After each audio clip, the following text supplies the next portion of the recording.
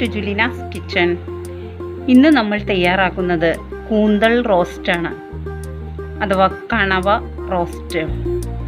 ഇവിടെ ഞാൻ കൂന്തൽ നന്നായി ക്ലീൻ ചെയ്ത് കട്ട് ചെയ്ത് വെച്ചിട്ടുണ്ട്, കണ്ടോ. ഇനി നമുക്കിത് എങ്ങനെയാണ് റോസ്റ്റ് ചെയ്യേണ്ടതെന്ന് നോക്കാം. ഞാനിവിടെ എടുത്തിരിക്കുന്നത് 1 കിലോ കൂന്തളാണ്. ആദ്യം നമുക്കൊരു കുക്കറിലേക്ക് എടുത്തു വെച്ചിരിക്കുന്ന കണവ ഇട്ട് കൊടുക്കാം. അതിലേക്ക് 1/4 ടീസ്പൂൺ മഞ്ഞൾപ്പൊടി ഇട്ട് കൊടുക്കാം. ഇനി അതിലേക്ക് ഒരു 1/2 ടീസ്പൂൺ പിരിയൻ മുളക് പൊടി ഇട്ട് കൊടുക്കാം.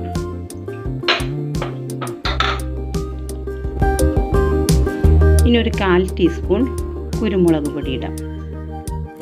ഇനി അല്പം ഉപ്പിട്ട് കൊടുക്കാം.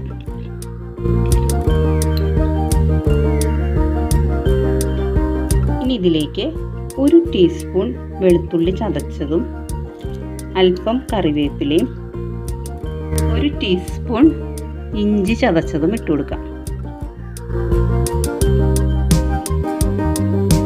ഇനി നമുക്കിതിലേക്ക് ഒരു 1/4 ഗ്ലാസ് വെള്ളം ഒഴിച്ചു കൊടുക്കാം.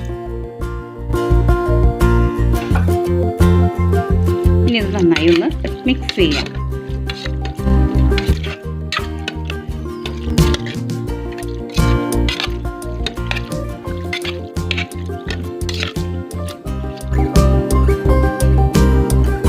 ഇനി ഇത് അടച്ചു വെച്ച് നമുക്ക് ഹൈ ഫ്ലെയിമിൽ ഒരു വിസിൽ വന്നതിന് ശേഷം വീണ്ടും മീഡിയം ഫ്ലെയിമിൽ ഒരു 10 മിനിറ്റ് വേവിച്ചെടുക്കാം.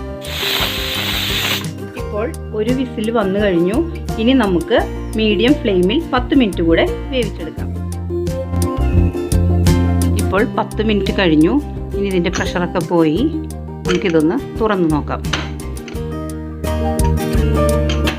കണ്ടോ, നമ്മുടെ കൂന്തൽ നന്നായി വെന്തിട്ടുണ്ട്. കണ്ടോ, വേഗം കട്ടായി പോകുന്നുണ്ട്. നമ്മുടെ കൂന്തൽ നന്നായി വെന്തിട്ടുണ്ട്.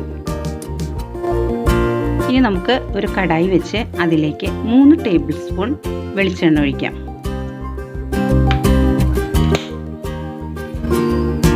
ഇപ്പോൾ വെളിച്ചെണ്ണ നന്നായി ചൂടായിട്ടുണ്ട്. ഇനി ഇതിലേക്ക് 1 ടേബിൾ സ്പൂൺ വെളുത്തുള്ളി ചതച്ചതും 1 ടേബിൾ സ്പൂൺ ഇഞ്ചി ചതച്ചതും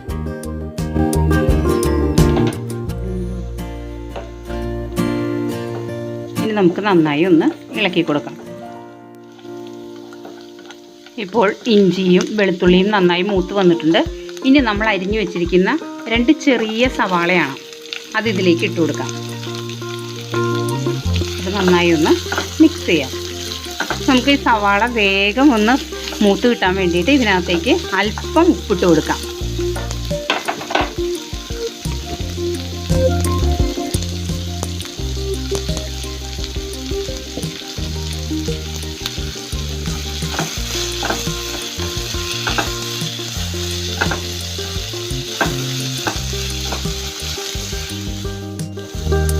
ഇപ്പോൾ സവാള ഒരുവിധം വാടി വന്നിട്ടുണ്ട്. ഇനി നമ്മൾ എടുത്തു വെച്ചിരിക്കുന്ന 4 പച്ചമുളക് നീളത്തിൽ അരിഞ്ഞതും അല്പം കറിവേപ്പിലയും ഇട്ട് കൊടുക്കാം.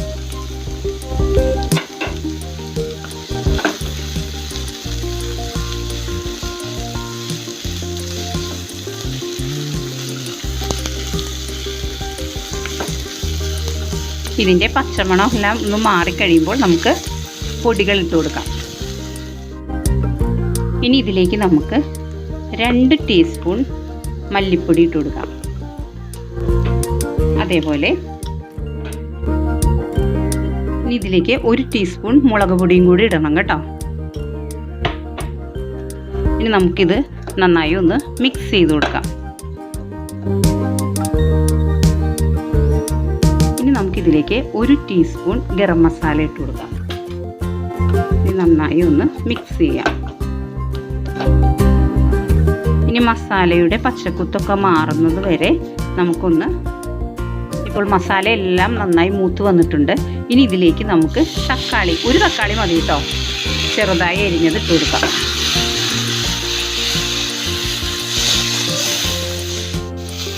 ഇപ്പോൾ തക്കാളി ഇതിൽ കിടന്ന് ഒന്ന് വാടി വന്നിട്ടുണ്ട്. നമ്മളൊരു 2-3 മിനിറ്റാണ് ഇതിലിട്ടിരിക്കുന്നത്. ഇനി നമുക്ക് ചെയ്യേണ്ടതെന്ന് വെച്ചാൽ നമ്മൾ വേവിച്ച് വെച്ചിരിക്കുന്ന കൂന്തലിൻ്റെ അകത്തുള്ള വെള്ളം ഇതിലേക്ക് ഒഴിച്ചു കൊടുക്കാം. എന്നിട്ട് നന്നായി ഒന്ന് മിക്സ് ചെയ്യാം.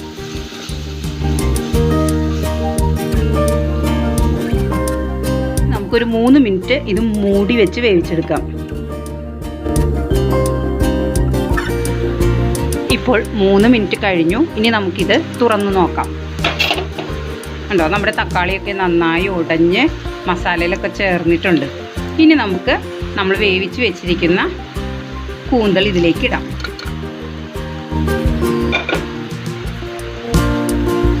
നന്നായി മിക്സ് ചെയ്ത് കൊടുക്കാം.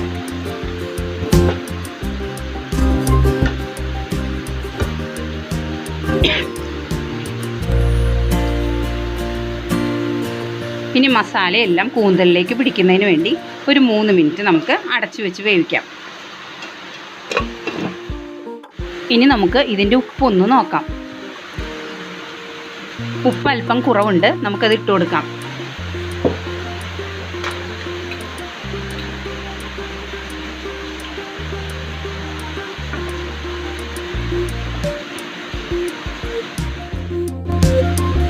ഇപ്പോൾ 3 മിനിറ്റ് കഴിഞ്ഞു. നമ്മുടെ കൂന്തലിലേക്ക് മസാലയെല്ലാം നന്നായി പിടിച്ച് നല്ല വാസന വരുന്നുണ്ട്. ഇനി നമുക്ക് ഫ്ലെയിം ഓഫ് ചെയ്യാം. അതിനുശേഷം അല്പം കറിവേപ്പില നമുക്ക് ഇട്ട് കൊടുക്കാം. അങ്ങനെ വളരെ ടേസ്റ്റി ആയിട്ടുള്ള കൂന്തൽ റോസ്റ്റ് ഇവിടെ റെഡി ആയി കഴിഞ്ഞു. ഇനി നമുക്കൊരു സെർവിങ് ഡിഷിലേക്ക് മാറ്റാം.